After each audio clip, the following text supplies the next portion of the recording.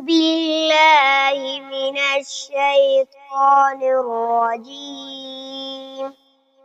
بسم الله الرحمن الرحيم. هل أتاك حديث الغاشية؟